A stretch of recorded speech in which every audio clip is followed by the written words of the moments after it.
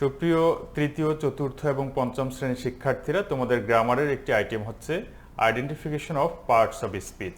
অর্থাৎ একটা সেন্টেন্সে এরকম কিছু ওয়ার্ড আন্ডারলাইন করা থাকবে এবং এই ওয়ার্ডগুলো কোন পার্ট অফ স্পিচ সেটা তোমাকে আইডেন্টিফাই করতে হবে বা শনাক্ত করতে হবে এবং লিখতে হবে। সেটা যদি নাউন হয় তাহলে নাউন লিখতে হবে, যদি অ্যাডজেক্টিভ হয় ভার্ব, অ্যাডভার্ব যেটা হোক না কেন সেটা তোমাকে শনাক্ত করতে হবে এবং লিখতে হবে।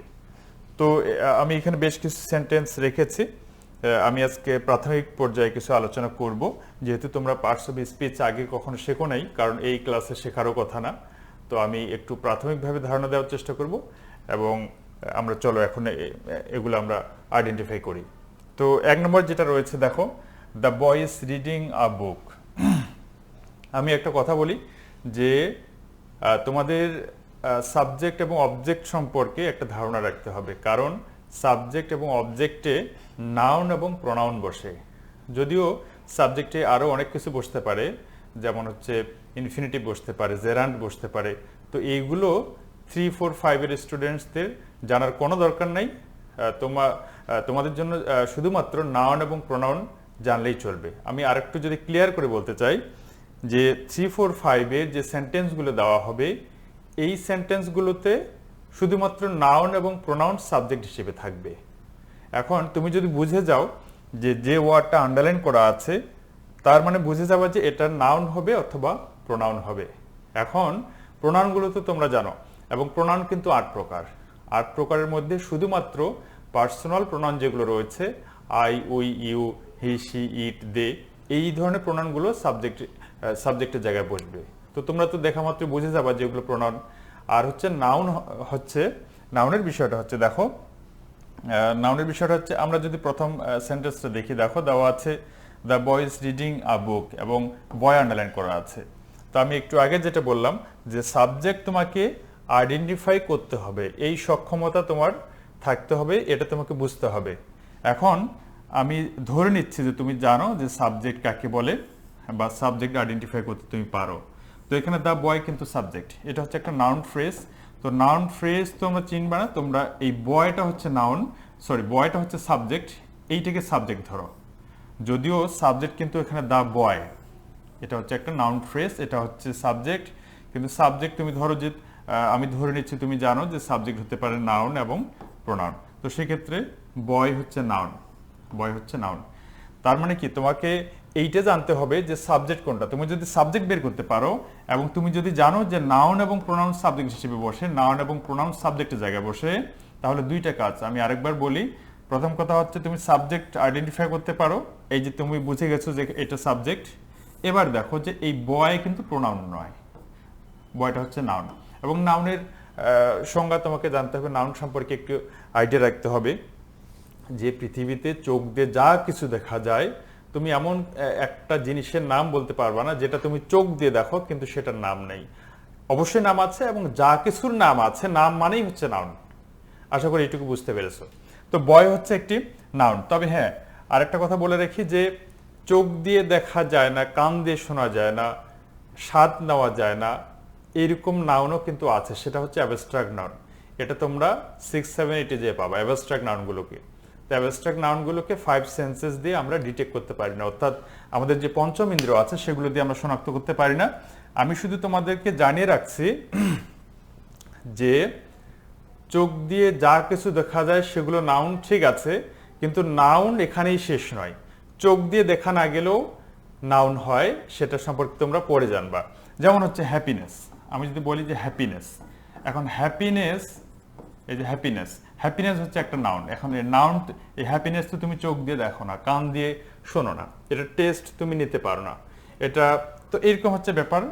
এটা হচ্ছে নাউন, এটা হচ্ছে অ্যাবস্ট্রাক্ট নাউন। এইদিকে আমরা এখন যাব না টোটালি, বাট আমি জাস্ট বলে রাখলাম যে নাউন, এরকম নাউনও আছে যেগুলো অ্যাবস্ট্রাক্ট নাউন। আচ্ছা, তাহলে নাউন হচ্ছে এখানে বয় হচ্ছে আমাদের নাউন। এইটাই হচ্ছে আইডেন্টিফিকেশন, এটাই হচ্ছে শনাক্তকরণ যে আন্ডারলাইনড ওয়ার্ডটা কোন পার্ট অফ স্পিচ। তো এটা হচ্ছে নাউন। আশা করি বুঝতে পেরেছো, এবং আমি চেষ্টা করব এটা ধারাবাহিকভাবে ক্লাস দেওয়ার। আচ্ছা, নেক্সট হচ্ছে 2 নম্বরটা হচ্ছে she is my best friend. আমি একটু আগে যেটা বললাম যে তুমি যদি সাবজেক্ট আইডেন্টিফাই করতে পারো এবং সাবজেক্ট হবে নাউন এবং প্রোনাউন, তো দেখো শি হচ্ছে প্রোনাউন। আমি এই জন্য বললাম যে বাচ্চাদের বেসিক বিষয়গুলো জানা অত্যন্ত জরুরি, এবং একটা বিষয়ের সাথে আরেকটা বিষয় কিন্তু কানেক্টেড, ইন্টার কানেক্টেড। যাই হোক, এটা নিয়ে কথা বলছি না। তো আমি ধরে নিচ্ছি যে তুমি জানো পার্সোনাল প্রোনাউনগুলো জানো, যে হি, শি, ইট এবং হচ্ছে দে, এগুলো হচ্ছে পার্সোনাল প্রোনাউন। এই পার্সোনাল প্রোনাউনগুলো সাবজেক্ট হিসেবে বসতে পারে। আমি শুরুতে বলেছি যে সাবজেক্টের জায়গায় নাউন এবং প্রোনাউন বসে, তো শি হচ্ছে প্রোনাউন। তাহলে আমি ধরে নিলাম যে তুমি আইডেন্টিফাই করতে পেরেছো যে শি হচ্ছে প্রোনাউন, এটা হচ্ছে প্রোনাউন। ওকে, 3 নম্বর সেন্টেন্সটা হচ্ছে the tall girl is my sister. The tall girl is my sister. এই সেন্টেন্সটা একটু ভালো করে দেখো। একটা জিনিস মনে রাখবা, এখানে টল হচ্ছে অ্যাডজেক্টিভ। এখন অ্যাডজেক্টিভ সম্পর্কে হয়তো তোমাদের ধারণা নেই, না থাকারই কথা। নাউন এবং প্রোনাউনটা অনেক স্টুডেন্টসে জানে, মোটামুটি তাদের ধারণা থাকে, কিন্তু অ্যাডজেক্টিভটা তাদের জন্য একটু নতুন একটা বিষয়। তো অ্যাডজেক্টিভ সম্পর্কে যদি একটু কথা বলি, দেখো আমি একটা ওয়ার্ড লিখছি, ধরো যে বয়, এবং বয় হচ্ছে একটি নাউন। বয় হচ্ছে একটি নাউন। এই বয় সম্পর্কে একটা অতিরিক্ত তথ্য দিবে। এই বয়টার একটা গুণ অথবা বৈশিষ্ট্যকে ডেসক্রাইব করবে, বর্ণনা করবে। নাউনটা সম্পর্কে একটা কথা বলবে, একটা ওয়ার্ড আমি লিখছি, যেমন হচ্ছে গুড বয়। আমি ধরে নিলাম যে গুড বয়। আচ্ছা, একটু কাছাকাছি হয়ে যাচ্ছে। আমি ধরো যে লিখলাম গুড বয়। তাহলে একটা জিনিস লক্ষ্য করো তো, প্রথমে ছিল হচ্ছে বয়, বালক, এটা একটা নাউন ছিল, কিন্তু বালক সম্পর্কে এখন আমরা একটা তথ্য পাচ্ছি। কি তথ্য পাইলাম? যে সে ভালো ছেলে। বয় মানে ছেলে বা বালক, কিন্তু বালক সম্পর্কে, বালকটাকে বর্ণনা করলো, বালকটা সম্পর্কে একটা তথ্য দিল, সেটা হচ্ছে গুড। কেমন বালক বা কেমন ছেলে? গুড, ভালো ছেলে। তো এই যে নাউনটা সম্পর্কে যে একটা তথ্য দিল, নাউনটাকে যে বর্ণনা করলো, নাউনের যে একটা বৈশিষ্ট্য প্রকাশ করলো, এটাই হচ্ছে অ্যাডজেক্টিভ। এখানে গুড হচ্ছে অ্যাডজেক্টিভ, এখানে গুড হচ্ছে অ্যাডজেক্টিভ। আচ্ছা, আমি যদি আরেকটু বলি, ধর যে আমি আবারও লিখলাম বয়। এখন বয় সম্পর্কে একটা তথ্য আমি চাচ্ছি, সেটা হচ্ছে ব্যাড বয়। আমি ধরে নিলাম যে সে একটা খারাপ ছেলে। তো এই যে বালক সম্পর্কে যে একটা তথ্য দিল, তার আগে বলি, মনে রাখবা এই বয় হচ্ছে নাউন, এবং এইটা তোমাদের জানা অত্যন্ত জরুরি যে অ্যাডজেক্টিভ সবসময় নাউন এবং প্রোনাউন সম্পর্কে তথ্য দেয়। এই বিষয়টা তোমাদের অবশ্যই জানতে হবে যে অ্যাডজেক্টিভ সবসময় নাউন এবং প্রোনাউন সম্পর্কে তথ্য দেয়। আমি যেমন একটু আগে বললাম যে বয় সম্পর্কে একটা তথ্য দিল, কার সম্পর্কে তথ্য দিল? বয় সম্পর্কে। তো বয় হচ্ছে একটা নাউন। তো এইটা শুধু মনে রাখবা যে অ্যাডজেক্টিভগুলো নাউন এবং প্রোনাউনকে মডিফাই করে বা ডেসক্রাইব করে। অ্যাডজেক্টিভের ক্ষমতা এইটুকুই, সে নাউন বা প্রোনাউন সম্পর্কে একটা তথ্য দিবে। সেটা ভালো হতে পারে, খারাপ হতে পারে, মন্দ হতে পারে, তার অন্য কোনো বৈশিষ্ট্য বলতে পারে। তো এই যে বর্ণনা দিচ্ছে, এটা হচ্ছে অ্যাডজেক্টিভ। আবার ধরো যে একটা শার্ট, আমি ধরে নিলাম যে আই হ্যাভ, একটু আলোচনা করি, আই হ্যাভ শার্ট। আমি ধরে নিলাম যে আই হ্যাভ এ শার্ট, আমার একটি শার্ট আছে। তো এখানে শার্ট কিন্তু অবশ্যই নাউন, কারণ তোমরা জানো যে আর্টিকেল বসে শুধুমাত্র নাউনের সামনে। আর্টিকেলের জন্মই হচ্ছে নাউনের সামনে বসার জন্য, এ আর কোথাও বসতে পারে না। তো এটা হচ্ছে নাউন। এখন আমার একটি শার্ট আছে, ঠিক আছে, কিন্তু শার্টটা সম্পর্কে একটা অতিরিক্ত তথ্য আমি চাচ্ছি, অথবা আমি কাউকে বলতে চাচ্ছি যে আমার একটি শার্ট যে আছে, আমার শার্টটা কেমন। আমি ধরে নিলাম যে আমার শার্টটা হচ্ছে রেড। তাহলে দেখো আই হ্যাভ আ শার্ট প্রথমে ছিল, প্রথমে কিন্তু রেড ছিল না, তো তখনও কিন্তু সেন্টেন্সটা কারেক্ট। তো অ্যাডজেক্টিভ কিন্তু এটা একটা চেনার উপায়, যা হোক ওদিকে কথা বলবো না। তো আমি প্রথমে বললাম যে আমার একটি শার্ট আছে, বাট এরপরে আমি এই শার্টটাকে বর্ণনা, শার্ট সম্পর্কে একটা বর্ণনা দিলাম যে শার্টটা আমার কেমন, শার্টটা আমার লাল, তার মানে আমার একটা লাল শার্ট আছে। এবার দেখো রেড কিন্তু অ্যাডজেক্টিভ। এই যে নাউন সম্পর্কে যে একটা তথ্য পাইলাম, এটা হচ্ছে অ্যাডজেক্টিভ। তো এইরকম আমি যদি কিছু অ্যাডজেক্টিভ বলি, যেমন হচ্ছে রেড মানে কালার বলতে পারে, ব্ল্যাক বলতে পারে, হোয়াইট হতে পারে। তো এই যে কালার পাচ্ছি, যে কোনো কালার যদি আমরা পাই অ্যাডজেক্টিভ। যদি আমরা দোষ গুণ পাই, যেমন হচ্ছে গুড, ব্যাড, এগুলো হচ্ছে অ্যাডজেক্টিভ। যদি আমরা কোনো সংখ্যা পাই, 5 পেন্স, 5 পেন্স, যদিও তোমাদের এগুলো দেবে না, পেন হচ্ছে নাউন, 5 হচ্ছে এখানে অ্যাডজেক্টিভ।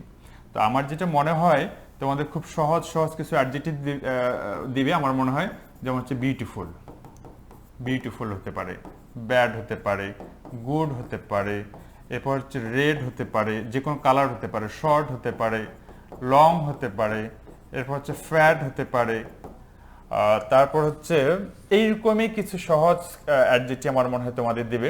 টল হতে পারে, শর্ট তো লিখেছি। তো এইগুলো হচ্ছে অ্যাডজেক্টিভ, এগুলো নিয়ে আমরা পরে কথা বলবো ইনশাল্লাহ।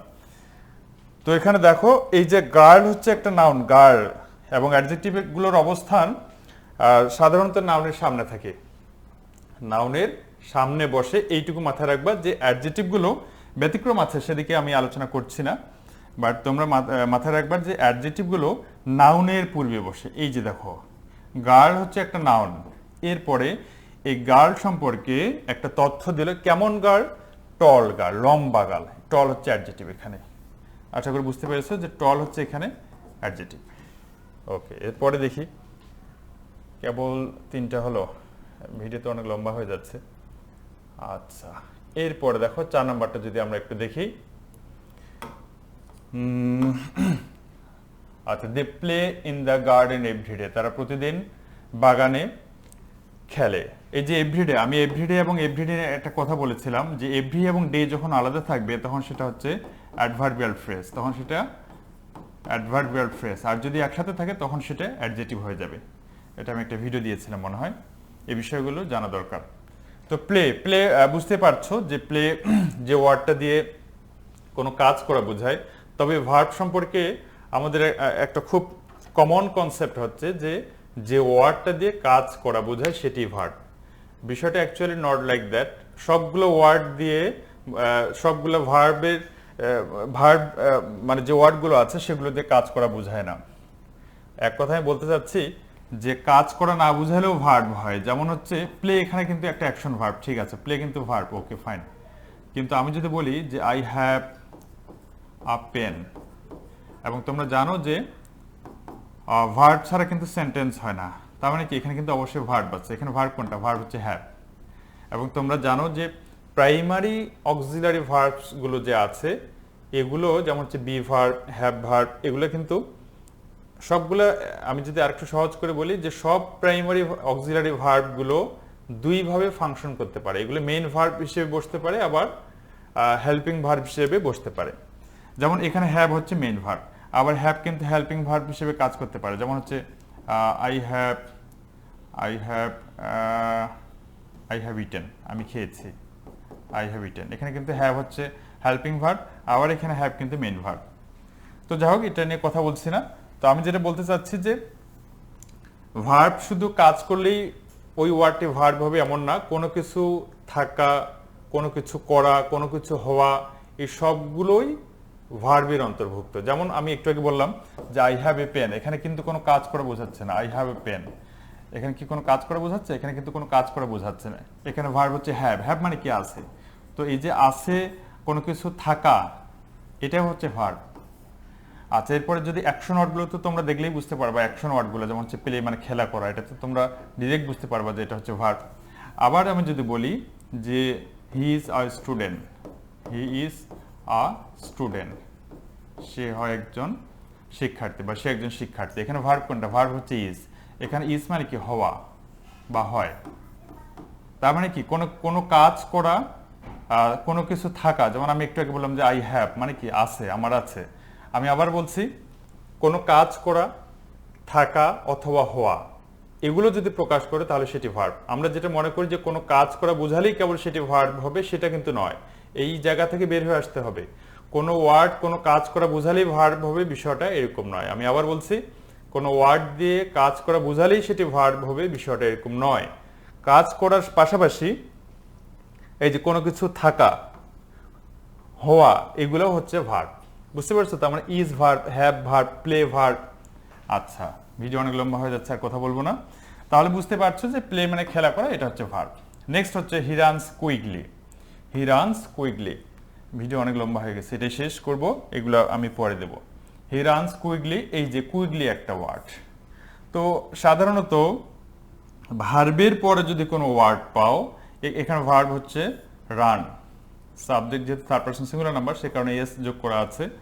তো ভার্বের পরে যদি কোনো ওয়ার্ড পাও এবং সেটার সাথে যদি এল ওয়াই থাকে তাহলে বুঝে নিবা যে সেটা হচ্ছে অ্যাডভার্ব, সেটা হচ্ছে অ্যাডভার্ব, সেটা অ্যাডভার্ব। তবে ব্যাপার হচ্ছে এল ওয়াই থাকলেই অ্যাডভার্ব হবে বিষয়টা কিন্তু এরকম নয়। আমার মনে হয় তোমাদের জন্য দুইটা ট্রিক যথেষ্ট হবে। এক নম্বর হচ্ছে যদি ভার্বের পরে এল ওয়াই যুক্ত কোনো ওয়ার্ড পাও সেটা অ্যাডভার্ব। অ্যাডভার্বের কাজ হচ্ছে ভার্বকে মডিফাই করা, ভার্ব সম্পর্কে তথ্য দেয়। একটু আগে আমরা যেটা দেখলাম যে অ্যাডজেক্টিভগুলো নাউন সম্পর্কে তথ্য দিচ্ছে, অ্যাডভার্বগুলো ভার্ব সম্পর্কে অ্যাকচুয়ালি তথ্য দেয় না, ভার্বগুলোকে মডিফাই করে। দেখো এখানে মডিফাই বলতে হি রানস কুইকলি, দ্রুত বা তাড়াতাড়ি। সে কিভাবে দৌড়ে? সে দৌড়ায়। কিভাবে দৌড়ায়? কুইকলি, দ্রুত। তো আমি তোমাদের জন্য যেটা বলবো যে ভার্বের পরে যদি এলওয়াই যুক্ত কোনো ওয়ার্ড দেখো, যেমন হচ্ছে কুইকলি, কুইকলি এখানে দেওয়াই আছে, এরপর হচ্ছে স্লোলি, ধরো যে স্লোলি হচ্ছে একটা অ্যাডভার্ব। আর তোমাদের জন্য যেটা সেটা হচ্ছে, তো এটা একটা ট্রিক যে এলওয়াই যদি পাও সেটা অ্যাডভার্ব। আর আমি এখানে আর আজকে বেশি কথা বলবো না, ভিডিওটা লম্বা হচ্ছে, অন্য ভিডিওতে কথা বলবো। প্রথম কথা হচ্ছে আবার বলি, এলওয়াই যদি থাকে সেটা অ্যাডভার্ব, তবে ভার্বের পরে অ্যাডভার্ব। আর হচ্ছে আর কিছু অ্যাডভার্ব আছে, যেমন হচ্ছে ভেরি, তারপর হচ্ছে ধরো যে ফাস্ট, তারপর হচ্ছে ধরো যে হার্ট। আমার মনে হয় তোমাদের জন্য এগুলোই দিবে, অ্যাডভার্ব এর চেয়ে বেশি কঠিন দেওয়ার কথা না। এরপর হচ্ছে স্লোলি, কুইকলি, এলওয়াই যুক্ত যেগুলো আছে। তো দেখো এগুলো কিভাবে বসে। ভেরি দিয়ে আমি যদি দেই যে he is a very good boy, এই যে ভেরি হচ্ছে অ্যাডভার্ব। এখানে এই যে গুড হচ্ছে অ্যাডজেক্টিভ কে মডিফাই করেছে সে, সেখানে ভেরি হচ্ছে অ্যাডভার্ব। তো এইভাবে তোমরা সেন্টেন্সে এগুলোর অবস্থান শনাক্ত করতে পারবা না। আমি অ্যাডভার্বটা নিয়ে আরেকটু কথা বলবো এই ভিডিওতে না এটা, এবং আমি কিছু নির্দিষ্ট অ্যাডভার্ব দেব যে অ্যাডভার্বগুলো থেকেই তোমাদের পরীক্ষায় আশা করি আসবে ইনশাল্লাহ। তো আজকে এই পর্যন্ত, দেখা হবে। আমি এটার ধারাবাহিক ক্লাস আরো দুই একটা দেওয়ার চেষ্টা করবো ইনশাল্লাহ, সেই ভিডিওতে কথা বলবো। সবাইকে আসসালামু আলাইকুম।